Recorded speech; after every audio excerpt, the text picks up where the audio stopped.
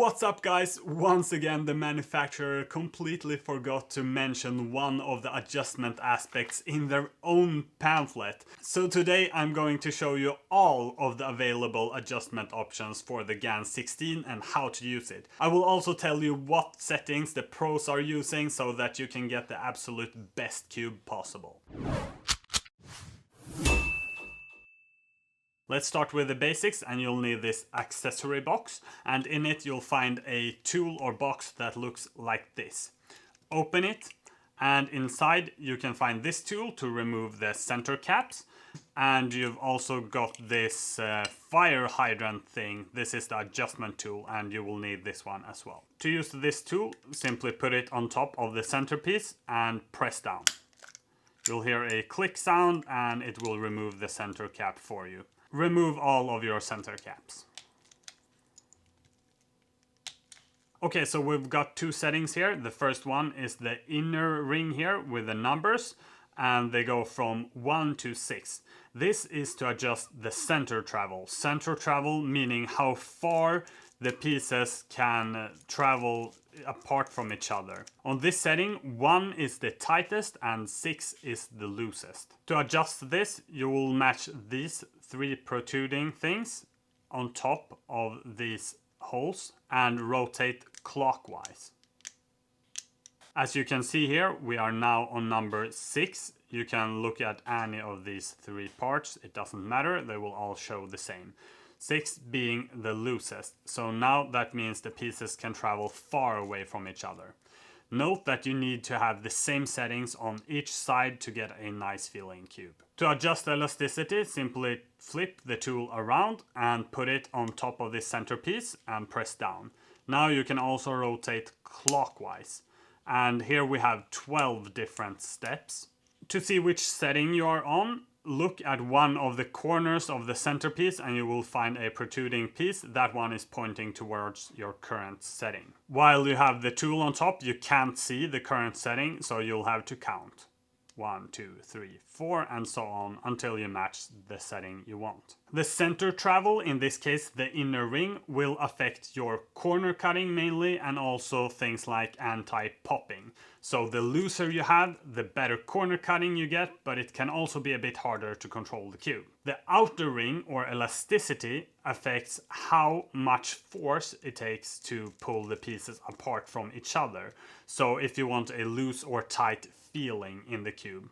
With the tighter setting, the cube will also become a little bit slower, although this cube is incredibly fast, so even at the tightest setting at 12, the cube will still be fast. It will just have a bit more of a compact feel. So what are my recommendations for the settings? Actually, both me and Daniel ended up on the same settings without talking to each other, and that was setting 4 for the center travel and 12 for the elasticity.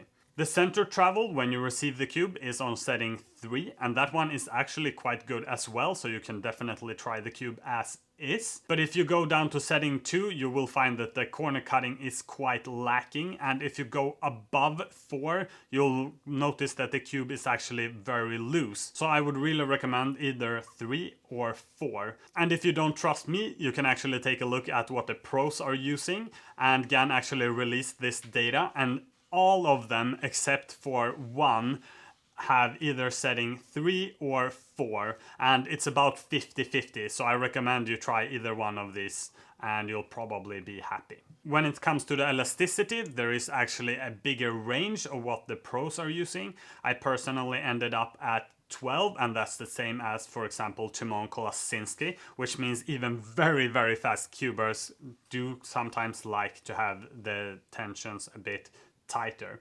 But we do see here also that some of the faster cubers in the world have actually quite loose cubes, so it's a wider range here, although the average ends up at about 7 or 8. Let's move on to the magnetic adjustment, and for that you need this box. Inside here at the bottom you need to remove this part to find the magnets. Unfortunately, there's no simple tool to do this. You'll actually have to pick your cube apart. So let's start with that. Grab an edge piece, move the top layer 45 degrees, twist and pull.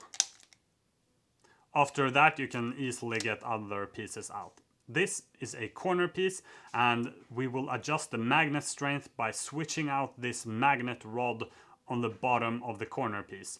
There are 8 of these, so let's get all of them out. Once again, you need this tool. This time we will use this small hole, and we will put it on top of this piece. There is actually a wrong orientation to this, so if you look at this piece, one of the sides is kind of flattened, and you want that side to match with the upper part of this thing. So we'll put it in like that, twist, and then you can pull the piece out. There are 3 colors here. As you can see, I have already switched to green in my cube, but the default is actually white.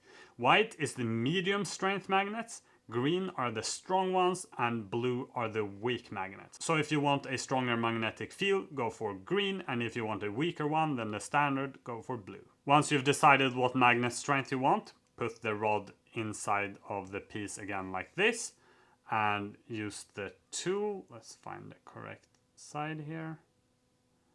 Like that, and rotate clockwise until the piece is stuck. I recommend to always double check so it won't come loose. So what rods do I recommend? Well, I actually switched to the green rods, the stronger magnets, and that's just because I like a stronger magnetic feel. Although if we take a look at the pros again, it's about 50-50. They're either using the medium white ones or the strong green ones. So I would say it's completely up to personal preference.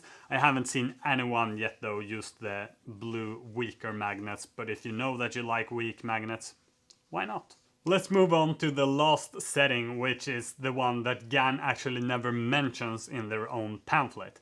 You can remove the edge magnet. At the bottom of the edge piece you actually have a repelling edge magnet here.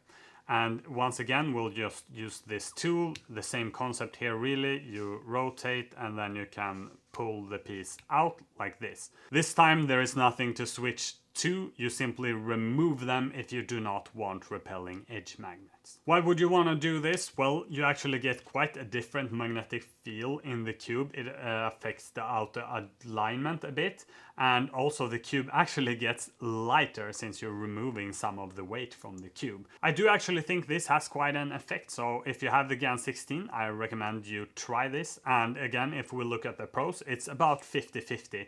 Half of them are using the magnets and half of them remove them. So again, it's simply up to preference. I don't think there is actually a best choice here. Again, remember, whether you're using the adjustment system or you're removing or switching out magnets, you always need to do this on all of the pieces or all of the sides to get a viable cube. If you have any questions, leave them in the comment section below, and of course you can buy the GAN 16 Max at cubos.com.